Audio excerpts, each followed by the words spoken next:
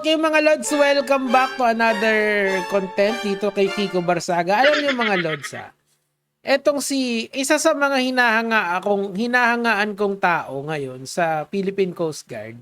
Actually, sa buong, siguro, isama na lang natin lahat ng kapulisan, lahat ng militar, si Tariela. Alam niyo kung bakit? Kasi ang hirap ng trabaho ni Tariela eh. Biruin nyo, isa siya, kinikilabutan ako pag naiisip ko.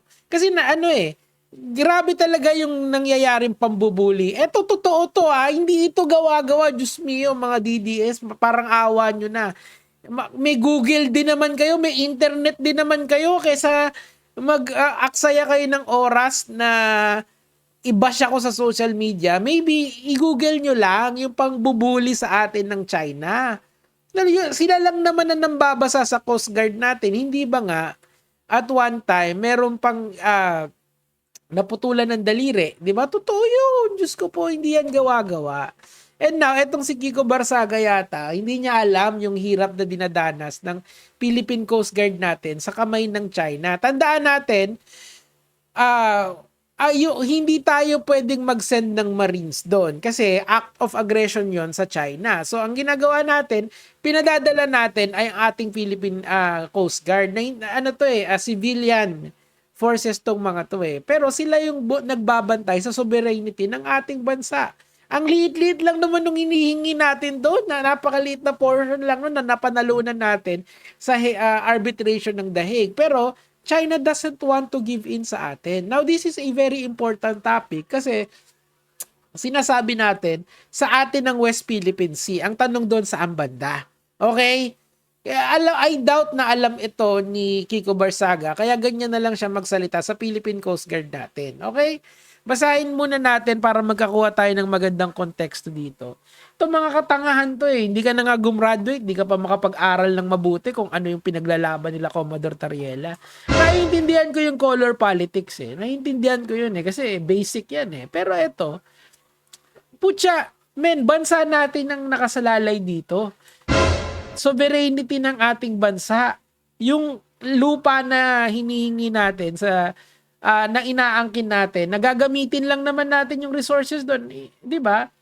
And kita nyo, sabi dito ni Kiko Barsaga, the Philippine Coast Guard will become the cost of World War III. Diyos ko po. Ang labo niyan. Alam mo kung bakit malabo yan? Kasi nga, hindi naman natin inaangkin lahat. Konti lang. Pero ang China, ano ginagawa nila? Tumatawid na nga sila sa Palawan eh, 'di ba? Ganon sila kayabang, ganon sila kabuli. This is facts. Already may video nito. I-google mo na lang, i-research mo na lang, okay? Kaso etong mga ganitong sabi-sabi nitong si Barsaga, this is very masasabi nating propaganda level, okay? Nakakalungkot. Ano sinabi ng China? They will not fire a single bullet in the West Philippine Sea. And they are. Kasi, sariling kapwa Pilipino natin, kongresista pa no less, ang nagiging de facto spokesperson ng propaganda ng China. That is the saddest part dito. Na mismong sariling atin, Philippine Coast Guard, binabanatan niya, pinapa-abolish niya. Anong klaseng kahibangan to? Wala utak talaga. Okay, the PCG is a corrupt establishment that used to provide high-ranking positions to underserving public officials. Nako, sobrang sakit niyan para doon sa mga, alam niyo ba yung mga tao, kaya ako kinikilabutan ako kasi, Diyos ko, yung yung isa sa mga, yung halos ghost ship na yun, i-correct nyo ako dyan may nakabantay dun sa Baho Masinloc na bangka natin na ang mga tao dun Philippine Coast Guard lahat, boy, sila nandun sila, sinasakripisyo nila na nalulungkot ako pag naiisip ko talaga kasi pwede nyo i-google to, totoo tong mga sinasabi ko. Yung mga sundalo na, yung mga Coast Guard na yun, nandun sila, naka-station sila dun sa bulok na bangka na yon na ayaw payagan ng China i-repair natin. Iniintay nilang lumubog eh. Pag lumubog yon, aabandon na yung position ng mga tao doon, mga Coast Guard doon, di ba? Alam ba ni Kiko Barsaga yon? Putya, itong bata na to, wala pang isang oras, pinagpawisan lang ng onte, umuwi agad, nag-computer agad. Pero yung mga Coast Guard na yon, Diyos ko, sakit, gutom, pagod, nalalayo sa pamilya, nandun sila. Sila nandun para lumaban sa kapakanan mo, Kiko Barsaga. Kapal ng mukha mo talaga. Hindi ko alam kung paano pa nananalo to eh.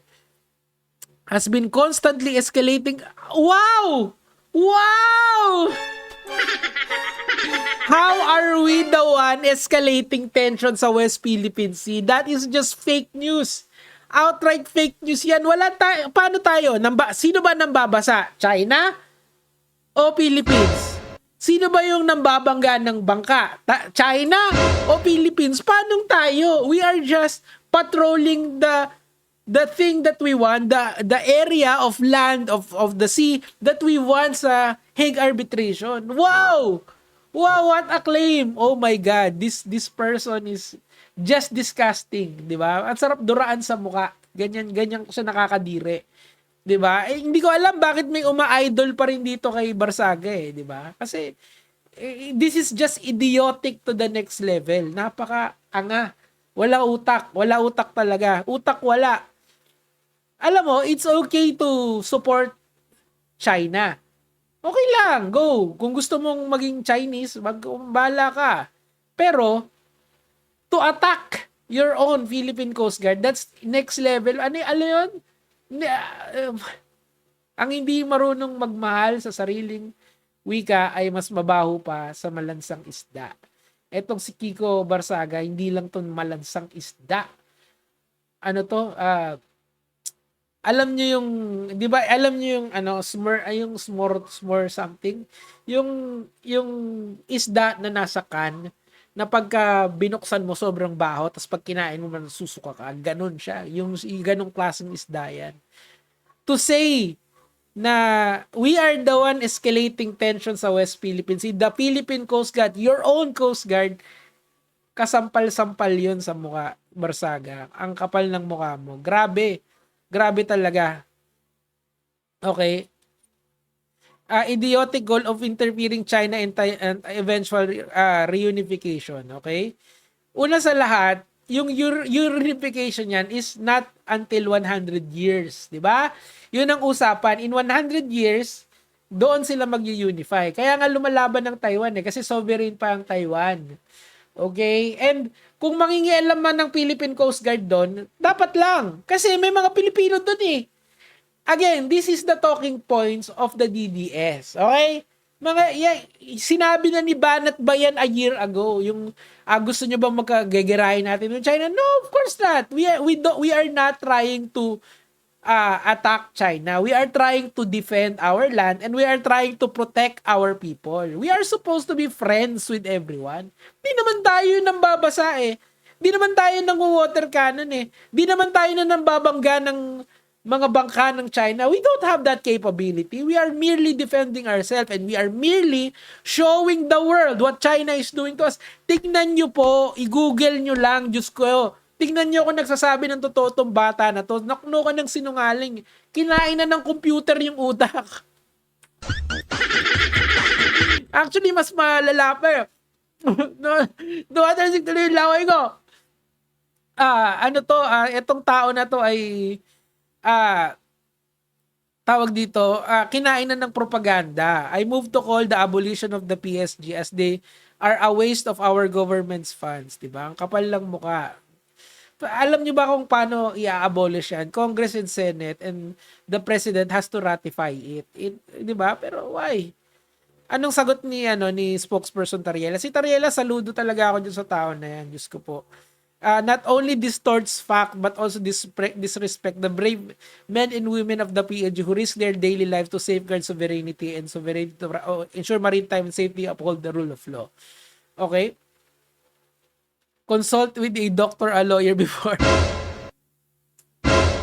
Ay nako, kasi nga walang alam eh. Puro computer kaya ganyan eh.